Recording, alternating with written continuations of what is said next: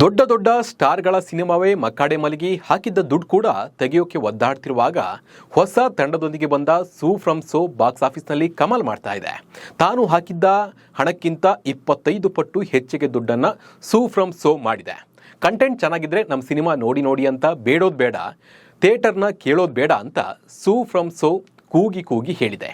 25ನೇ ದಿನದಲ್ಲೂ ಭರ್ಜರಿ ಪ್ರದರ್ಶನ ಕಾಣ್ತಿರುವ ಸೂ from so ಕೂಲಿ, ವಾರ್ 2 ನಂಥ ದೊಡ್ಡ ಸಿನಿಮಾಗಳ ನಡುವೆ ಕೂಡ ಒಳ್ಳೆಯ ಪ್ರದರ್ಶನವನ್ನು ಕಾಣ್ತಾ ಇದೆ. ಈ ನಡುವೆ ಸೂ ಫ್ರಮ್ ಸೋಗೆ ಮತ್ತೊಂದು ಲಾಟರಿ ಹೊಡೆದಿದ್ದು OTT ಹಕ್ಕು ಹಾಗೂ ಸ್ಯಾಟಲೈಟ್ ಹಕ್ಕಿನಿಂದಲೇ ಹಾಕಿದ ಹಣಕ್ಕಿಂತ ಹೆಚ್ಚಿಗೆ ಬಂದಿದೆ. ಹಾಗಿದ್ರೆ ಸೂ ಫ್ರಮ್ ಸೋ ಹಕ್ಕು ಎಷ್ಟು ಕೋಟಿಗೆ ಮಾರಾಟ ಆಗಿದೆ ಅನ್ನೋ ಕಂಪ್ಲೀಟ್ ಮಾಹಿತಿಯನ್ನು ನೀಡ್ತಾ ಹೋಗ್ತೀನಿ.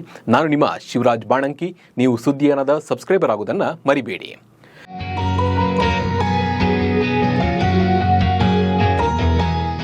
ಸೂ ಫ್ರಮ್ ಸೋ ಹೆಸರೇ ವಿಚಿತ್ರವಾಗಿತ್ತು. ಯಾವ ಭಾಷೆ ಸಿನಿಮಾ ಅಂತ ರಿಲೀಸ್ ಆಗೋ ತನಕ ಯಾರಿಗೂ ಕೂಡ ಗೊತ್ತಿರಲಿಲ್ಲ. ಪ್ರಚಾರವೇ ಇಲ್ಲದೆ ಹೊಸಬರ ತಂಡ ಕಟ್ಟಿಕೊಂಡು ಬಂದ ಸೂ ಫ್ರಮ್ ಸೋ ಜುಲೈ 25ರಂದು ರಿಲೀಸ್ ಆಗಿತ್ತು. ಈ ಹೆಸರನ್ನು ಕೇಳಿದ ಜನ ಸಿನಿಮಾ ರಿಲೀಸ್ ಆದಮೇಲೆ ಮಾತಿನ ಮೂಲಕ ಥಿಯೇಟರ್ಗೆ ಹೋಗಿ ಈ ಸಿನಿಮಾವನ್ನು ನೋಡಿ ಎಂಜಾಯ್ ಮಾಡಿದ್ರು. 5 ಕೋಟಿಯ ಸಿನಿಮಾ 100 ಕೋಟಿಗಳಿಗೂ ಹೆಚ್ಚು ಕಲೆಕ್ಷನ್ ಅನ್ನು ಮಾಡ್ತಾ ಇದೆ. ಈ ಮಧ್ಯೆ ನಿರ್ಮಾಪಕ NS ರಾಜ್ಕುಮಾರ್ ಚಿತ್ರದ ತಮಿಳು ರೀಮೇಕ್ ಹಕ್ಕುಗಳನ್ನು ಖರೀದಿಸಿದ್ದಾರೆ. ಚಿತ್ರಮಂದಿರಗಳಲ್ಲಿ ದಾಖಲೆಯ ಪ್ರದರ್ಶನ ಕಂಡ ಸೂ ಫ್ರಮ್ ಸೋ ಸಿನಿಮಾ ಇದೀಗ ಸ್ಯಾಟಲೈಟ್ ಹಾಗೂ ಡಿಜಿಟಲ್ ಹಕ್ಕು ಮಾರಾಟದಲ್ಲಿಯೂ ಕೂಡ ದಾಖಲೆಯನ್ನು ಬರೆದಿದೆ.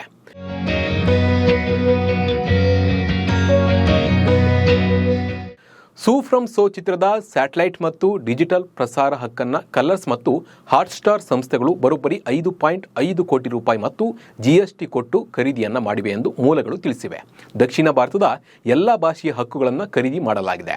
ಕಲರ್ಸ್ ವಾಹಿನಿಯಲ್ಲಿ ಈ ಸಿನಿಮಾ ಪ್ರಸಾರವಾಗಲಿದ್ದು ಕೆಲವೇ ದಿನಗಳಲ್ಲಿ ಹಾಟ್ಸ್ಟಾರ್ OTTಯಲ್ಲಿ ಈ ಸಿನಿಮಾ ನೋಡಬಹುದು. ಸೂ ಫ್ರಮ್ ಸೋ ಚಿತ್ರತಂಡ ರಿಲೀಸ್ಗೂ ಮುಂಚೆ ಮತ್ತೊಂದು TV ವಾಹಿನಿಯೊಂದಿಗೆ ಈ ಸಿನಿಮಾವನ್ನು ತೋರಿಸಿದ್ದು, ಅವರು ಈ ಸಿನಿಮಾ ರಿಲೀಸ್ ಆದಮೇಲೆ ನೋಡೋಣ ಅಂತ ಹೇಳಿದ್ರು. ಅಂದರೆ ಇದು ಹಿಟ್ ಆಗಲ್ಲ, ಈ ಸಿನಿಮಾ ಓಡಲ್ಲ ಅಂತೇಳಿ ರಿಲೀಸ್ ಆದ್ರ ಮೇಲೆ ನೋಡೋಣ, ಆಮೇಲೆ ಈ ಹಕ್ಕನ್ನು ನಾವು ತಗೊಳ್ತೀವಿ ಅನ್ನೋ ರೀತಿಯಲ್ಲಿ ಮಾತಾಡಿದ್ರು. ಅಂದರೆ ನಿರ್ಲಕ್ಷ್ಯ ಮಾಡಿದ್ರು.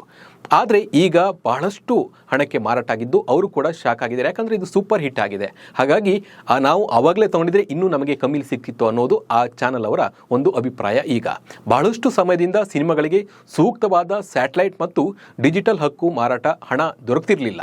ಕೆಲವೇ ಸಿನಿಮಾಗಳಿಗೆ ಅಂತ ಒಂದು ಭಾಗ್ಯಗಳು ಸಿಗ್ತಾ ಇತ್ತು. ಆದರೆ ಈಗ ಸೂ ಫ್ರಮ್ ಸೋ ದೊಡ್ಡ ಮಟ್ಟದಲ್ಲಿ ಗೆದ್ದಿದ್ದರಿಂದ ಇಲ್ಲೂ ಕೂಡ ಸ್ಯಾಟಲೈಟಲ್ಲೂ ಕೂಡ ಒಳ್ಳೆಯ ಗೆಲುವನ್ನು ಸಾಧಿಸಿದೆ.